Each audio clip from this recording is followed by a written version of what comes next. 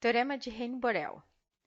Suponhamos que f seja uma família de intervalos abertos, tal que o intervalo 0,1 esteja contido na união dos intervalos dessa família. Então, existirão índices λ1, λ2, λn em lambda, tais que o intervalo 0,1 vai estar contido na união finita desses intervalos. Ou seja, eu tenho uma cobertura infinita, mas eu consigo extrair dessa família uma cobertura finita, de tal forma que meu intervalo fechado 0,1 esteja contido nela. Demonstração. Suponhamos que J seja igual ao intervalo 0,1. Suponhamos ainda que F seja a família de intervalos abertos, tais que o meu intervalo J está contido na união dos conjuntos dessa família. Consideremos X o conjunto dos pontos no intervalo 0,1, tais que o intervalo fechado 0x pode ser coberto por um número finito dos I lambda, ou seja, o intervalo 0x está contido no intervalo λ1, união com o intervalo λ2, união com o intervalo λn. Temos que o meu conjunto X desses pontos é não vazio. Por quê? O zero pertence a X. Além disso, ele é limitado porque trata-se de um subconjunto do intervalo 0,1. Portanto, esse conjunto admite supremo, que eu vou chamar de S. Então, S igual ao supremo de X. Afirmação 1. S pertence a X.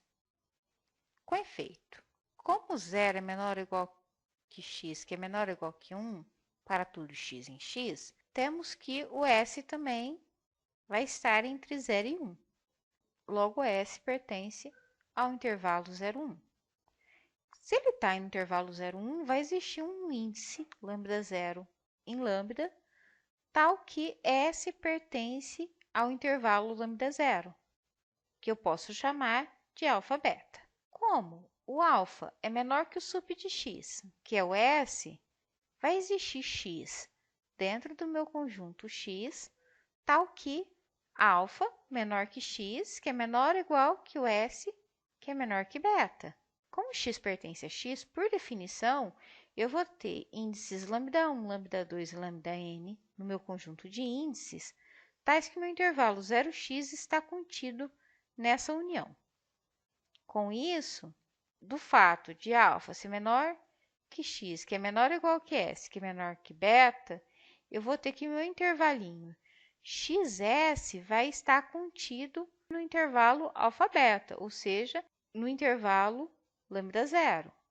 Assim, eu tenho que o intervalo 0s, que é o intervalo 0x união com o intervalo xs, ele vai estar contido. Por aqui eu tenho que vai até o λn, união com o intervalo λ0. Ou seja, eu consegui encontrar um número finito de intervalos tais que o conjunto 0S está contido em sua união. Portanto, S pertence a X. E a minha afirmação está provada. Agora eu quero provar que o S é exatamente 1. Para isso, eu vou supor que o S seja menor que 1. Se o S fosse menor que 1, a gente conseguiria encontrar um valor entre S', entre S e 1. E esse S' estaria em um dos meus conjuntos de índices. Daí, a hora que eu pegasse o intervalo fechado do 0 até o S', eu teria que, como S está em X, eu teria que a gente consegue recobrir o intervalo até S. Então, eu teria I λ1, união com I λ2, união com I λn. União com I λ0, porque ele fecharia esse conjunto aqui. Com isso, eu teria que o meu S' também está no conjunto X, o que é um absurdo, já que S' é menor do que o supremo. Portanto, 1 pertence a X, ou seja, o intervalo fechado 0, 1 está contido em uma união finita de intervalos abertos da forma I lambda.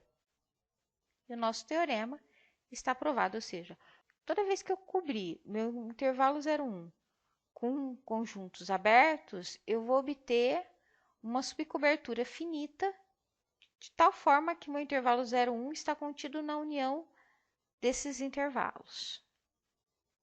Definição 1.42. Suponhamos que A esteja contido nos reais. Diremos que o número P é um ponto de acumulação de A se, para todo número real epsilon positivo, a intersecção de P menos epsilon, P mais epsilon inter A for infinita, ou seja, se o conjunto P menos epsilon, P mais epsilon inter A for infinito. Exemplo, A como sendo conjunto 1, 1 terço, 1, A sendo 1 meio, 1 terço, 1 quarto, 1 sobre N. Nesse conjunto, meu único ponto de acumulação será o zero. Por quê? Tome epsilon positivo. A gente já viu que, dado epsilon positivo, existe o natural m, tal que 1 sobre m é menor que epsilon.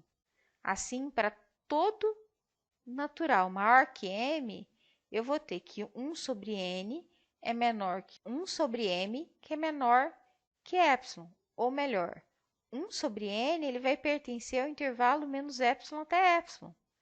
Portanto, o zero é um ponto de acumulação de A.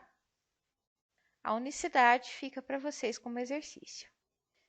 Seja A um subconjunto dos reais. Diremos que A é limitado se existir o intervalo da forma AB, tal que A está contido nesse intervalo. Por exemplo, o conjunto A igual a meio, 2 terços, 3 quartos, assim por diante, ele é limitado, pois ele está contido no intervalo 0,1. É claro que o conjunto dos naturais não é limitado, nós já provamos isso. Teorema 1.26, Teorema de Bolzano-Weierstrass. Suponhamos que A seja um conjunto infinito limitado. Então, existe um ponto de acumulação de A em R. Demonstração. Vamos supor que A seja um subconjunto infinito e ilimitado de R. O que vai acontecer, então? Vai existir um intervalo da forma AB, de tal forma que o A está contido nesse intervalo. Consideremos os intervalos de A até o ponto médio, que é A mais B sobre 2, e A mais B sobre 2 até B. O que acontece? Como A tem infinitos pontos, ou esse conjunto tem infinitos pontos de A, ou esse conjunto tem infinitos pontos de A.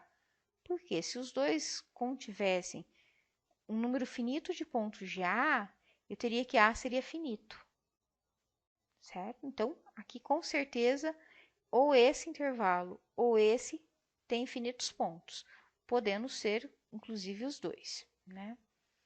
Então, o que eu vou fazer? Eu vou definir I1 como sendo o intervalo A1, B1, como sendo um dos intervalos que contém infinitos pontos de A. Agora, eu vou considerar os seguintes intervalos, de A1 até A1 mais B1 sobre 2, e de A1 mais B1 sobre 2 até B1.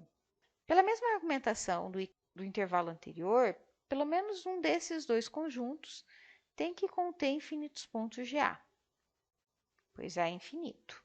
Eu vou definir I2 da mesma forma, como sendo um desses intervalos que contém infinitos pontos de A. Repetindo sucessivamente esse procedimento, a gente vai construir uma sequência de intervalos I que contém I1, que contém I2, que contém I3, e assim por diante, de amplitudes B menos A sobre 2, B menos A sobre 2 ao quadrado, e assim por diante, que a gente sempre diminui pela metade a amplitude, a gente vai ter, pelo princípio dos intervalos encaixantes, que existe pelo menos um ponto bem comum a todos esses intervalos. Afirmação: P é ponto de acumulação de A. Com efeito, dado epsilon positivo, consideremos o intervalo P menos epsilon, P mais epsilon. E eu vou pegar um natural qualquer, de tal forma que B menos A sobre 2 elevado a N seja menor que epsilon. Temos por construção que o intervalo IN, ANBN, está contido em P menos epsilon, P mais epsilon. Além disso, pela construção dos intervalos, a gente vai ter que meu IN, intersecção com A, é infinito. Assim, a intersecção do intervalo aberto P menos epsilon, P mais epsilon com A também vai ser infinito. E com isso, como toda a intersecção aqui é infinita, P vai ser um ponto de acumulação. E o nosso teorema está provado.